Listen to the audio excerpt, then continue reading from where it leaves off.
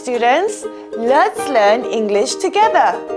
Today we are going to learn how to look for explicit and implicit meanings in a text. Being able to identify the explicit meaning in a text is the first stage of the reading process. When we look for explicit meanings, we are looking for the obvious facts. By the end of this lesson, you should be able to describe what explicit and implicit meaning is, understand the importance of explicit and implicit meanings when answering questions during exams, list down tips that you can use when looking for explicit and implicit meanings, and lastly, identify explicit and implicit meanings from several texts.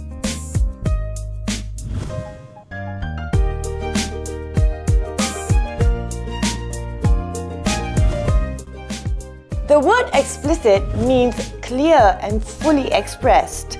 If something is explicit, there is no question as to what it means, no hidden connotations, and no room for misunderstanding.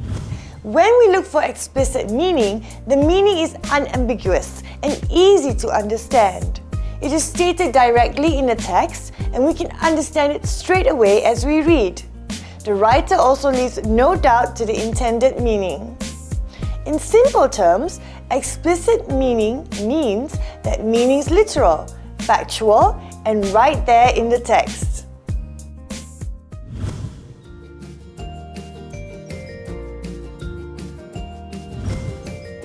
When you answer questions during exams, you are mostly required to look for the explicit meaning. This is commonly found in several parts in your SPM English paper too. For example, Section A, multiple choice questions, and Section C, reading comprehension and summary writing. In order to tackle these questions, you have to look for the answer based on information that is obviously stated in the text. In other words, you are looking for the explicit meaning based on the textual stimulus provided in the question.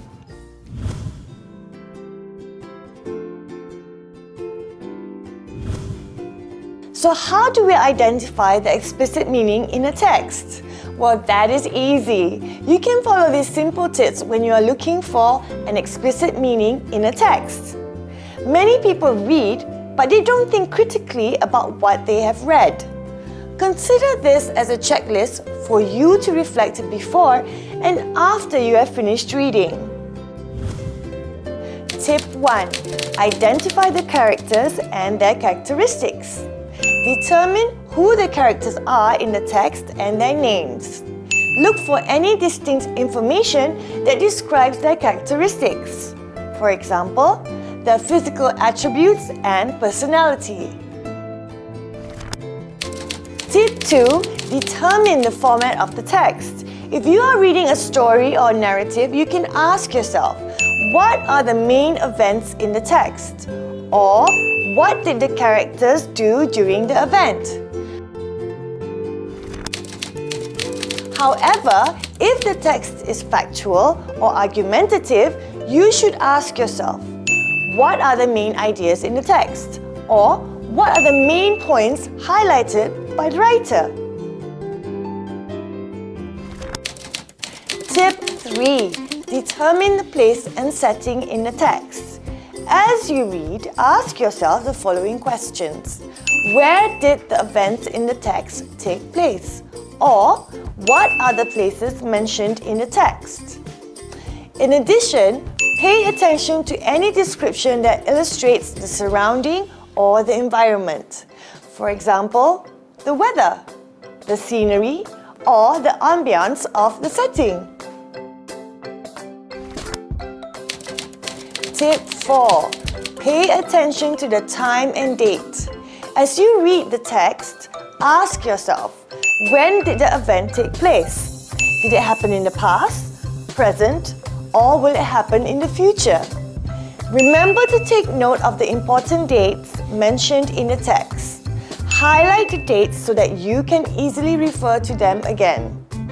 There's no specific way to look for explicit meanings in a text. This is just a guideline to help you. The key is to read, reflect, and ask yourself questions that can be answered directly from the text. Now let's see if you can identify explicit meanings on your own. I have chosen a short story for this exercise. This is an extract taken from your literature component, Changing Their Skies. The title for this story is Rubbish Dump by Steve Chimambo. Let's read the extract. Joey sat on the ground, playing with a small toy car. The car was made of bits and pieces, lots of old wire, pieces of cardboard, sticks, and the tops of baby food cans for wheels. To look for the explicit meaning in this text, we can analyze the story by asking ourselves the following questions. Who is the main character in this text? What is he doing? What is the car made of? Are you ready? Good! Now let's identify the explicit meaning from the text. Question 1. Who is the main character in this text? The name of the character in this story is Joey, but how do we know? Well, his name is mentioned in the first sentence of the text. Question 2. What is he doing? From the first sentence, we also know that Joey is playing with a toy car. Question 3. What is the car made of? Based on the description given in the second sentence, we know that the toy car is made of old wire, pieces of cardboard, sticks, and the tops of baby food cans. Because the answer is very straightforward, we know that this text is very explicit. All of the information is obviously stated in the text. The meaning is not vague, and we can understand it straight away.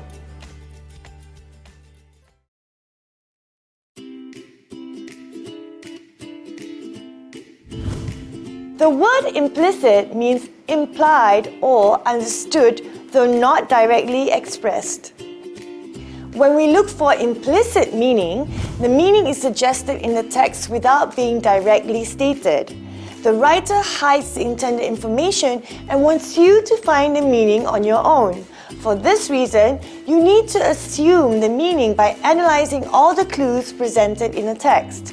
In simple terms, implicit meanings mean that the meaning is inferential and the readers have to search for and interpret the meaning in the text.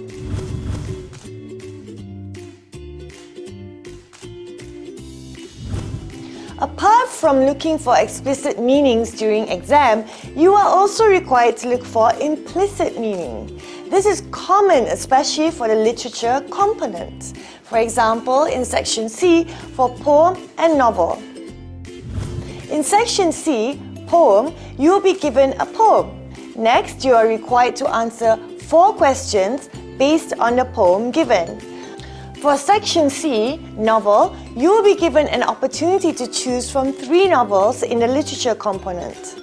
Then, you have to answer a question based on a novel that you have chosen. You will not be given any textual evidence. Your answer has to be based on your personal understanding of the novel that you have read. In general, this is where students struggle during exams, as they have to look beyond the explicit meaning.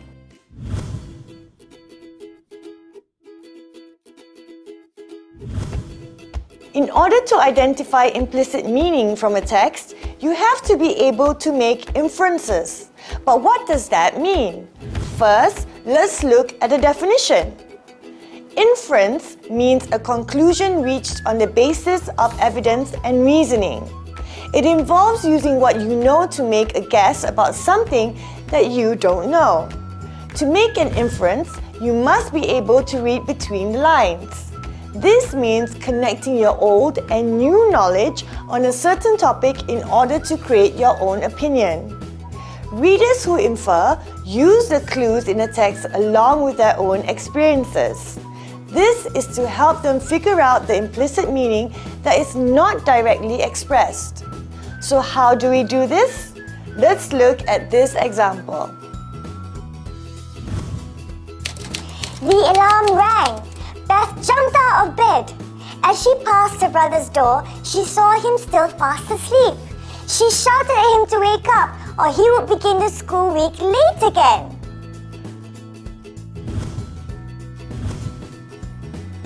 While you read, try to answer these questions. What time of the day was it when Beth woke up?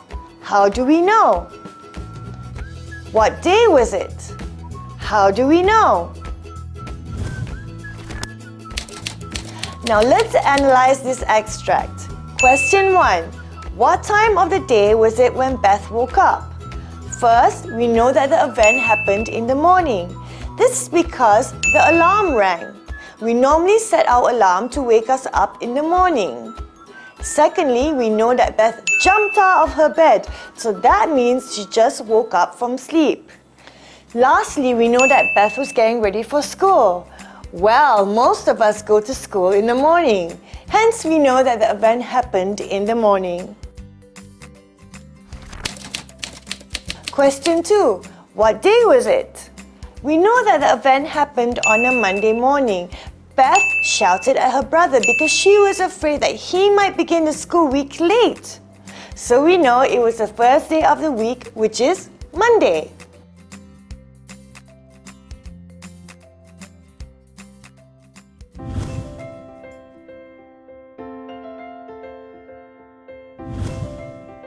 Now let's see if you can identify implicit meanings on your own. I have chosen a poem for this exercise. The title for this poem is The Living Photograph by Jackie Kay. Let's read the first and the second stanzas. My small grandmother is tall there. Straight back, white broderie anglaise shirt, pleated skirt, flat shoes, grey bun, a kind old smile round her eyes. Her big hand holds mine, white hand in black hand. Her sharp blue eyes look her own death in the eye. It was true after all, that look. My tall grandmother became small, her back round and hunched. Her soup forgot to boil. She went to the awful place grandmothers go, somewhere unknown, unthinkable.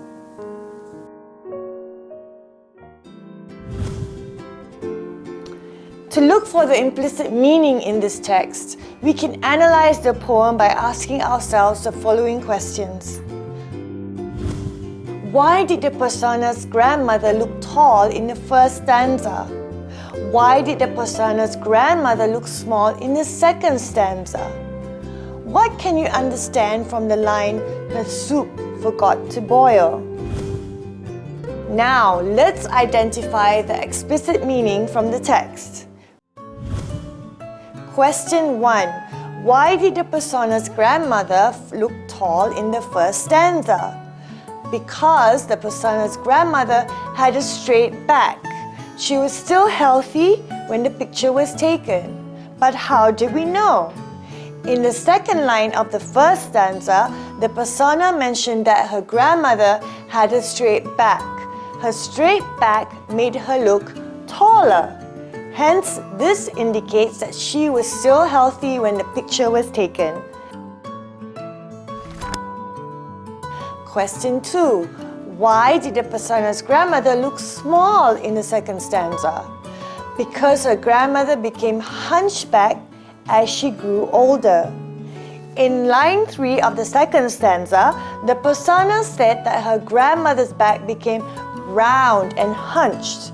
We all know that this is a common health problem among old people.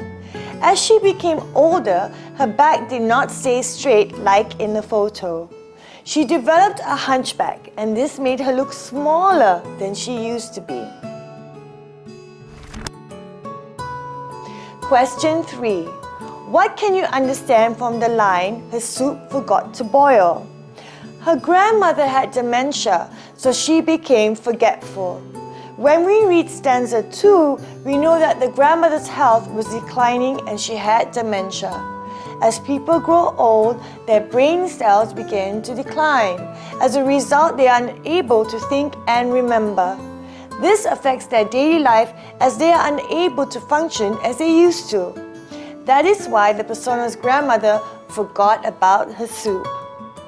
It's impossible to understand this poem without reading beyond the explicit meaning. This is because the meaning is not directly stated. We need to read between the lines and make inferences based on the textual clues and our personal experiences. I hope you have learned new things from this video and I hope to see you again.